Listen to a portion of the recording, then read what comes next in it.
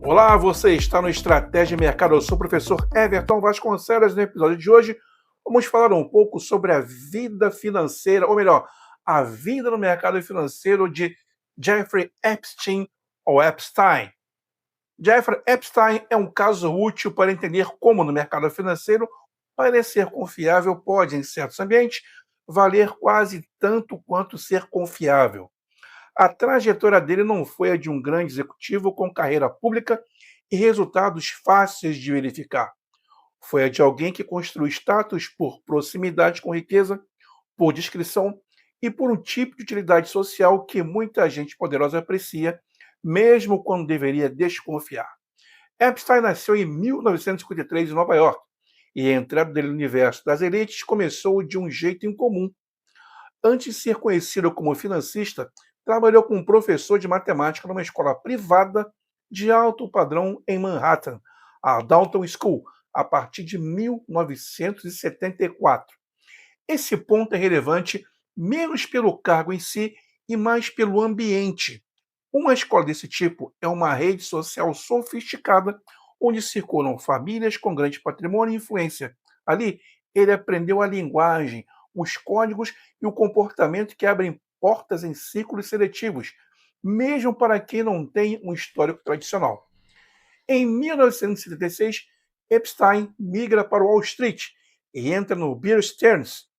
Ele não começou como um grande estrela, mas avançou dentro no banco e passou a lidar com clientes muito ricos. O que importa aqui é o efeito simbólico. Trabalhar numa instituição conhecida serviu como um selo para circular em ambientes em que credenciais sociais frequentemente contam mais do que uma explicação clara sobre como o dinheiro é gerado.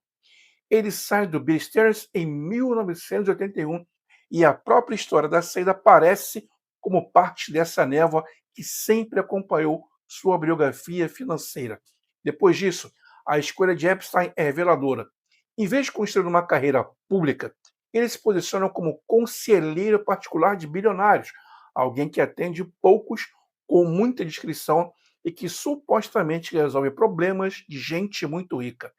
Em 1988, ele cria a J. Epstein Company, descrita como uma empresa voltada a administrar fortuna de clientes extremamente abastados, com pouca transparência externa.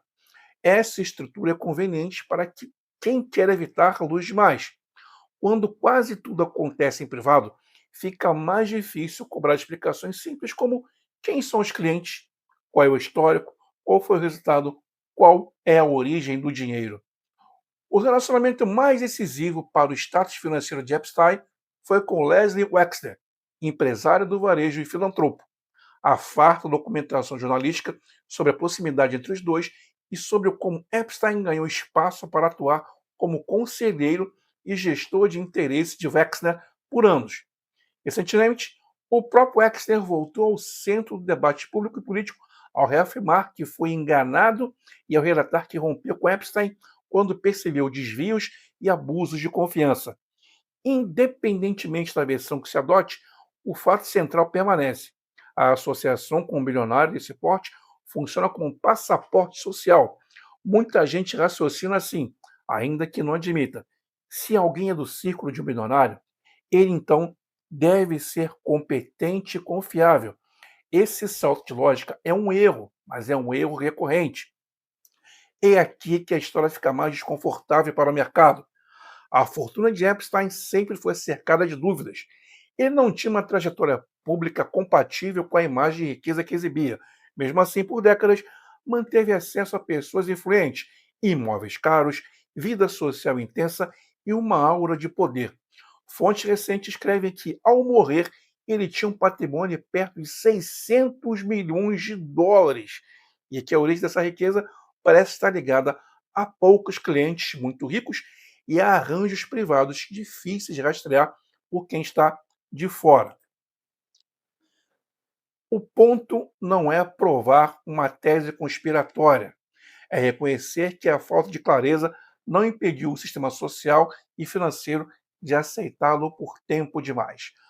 A partir dos anos 2000, as acusações criminais começam a ganhar força. Em 2008, Epstein se declara culpado na Flórida por crime relacionado ao aliciamento de menor para prostituição. Ele cumpre pena com condições de detenção que foram muito criticadas, inclusive pela autorização de sair por horas durante o dia em um regime especial de trabalho. Esse trecho é indispensável para entender o mercado, porque, em tese, uma condenação desse tipo deveria ser um ponto final para a circulação social e para as relações financeiras privilegiadas. Na prática, não foi o que aconteceu. E isso expõe uma falha de reação.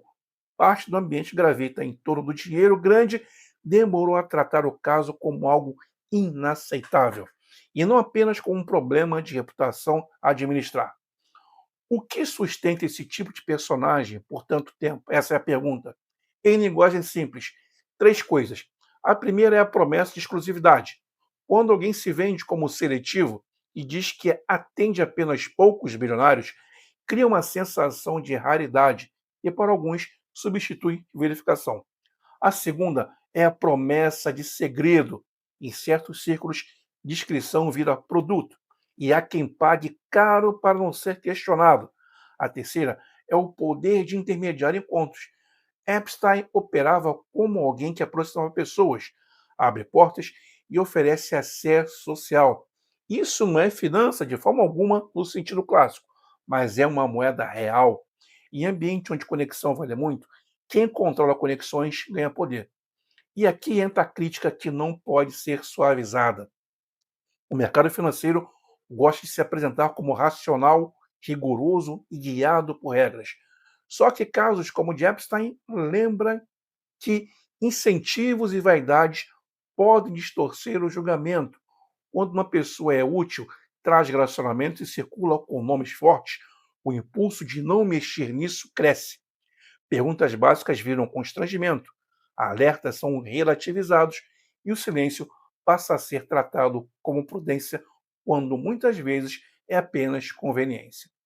Epstein morreu em 2019, preso e aguardando novos processos. Mas a parte mais relevante, do ponto de vista do mercado, não termina na morte dele. O que permanece é a lição institucional. Reputação não é detalhe, é proteção. Transparência não é luxo, é higiene. E excesso não pode ser aceito como prova de mérito. Quando uma sociedade confunde riqueza com respeitabilidade e quando instituições tratam sinais óbvios como algo negociável, o resultado tende a ser previsível. Pessoas com comportamento inaceitável conseguem tempo, espaço e cobertura social para continuar operando.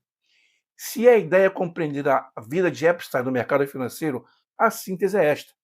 Ele não ficou conhecido por uma carreira pública de resultados claros. Ele se consolidou por proximidade com bilionários, por operar no terreno da descrição e por explorar um tipo de credibilidade direta, aquela que vem do nome de quem aparece ao lado. Esse mecanismo é antigo e, justamente por isso, exige vigilância constante.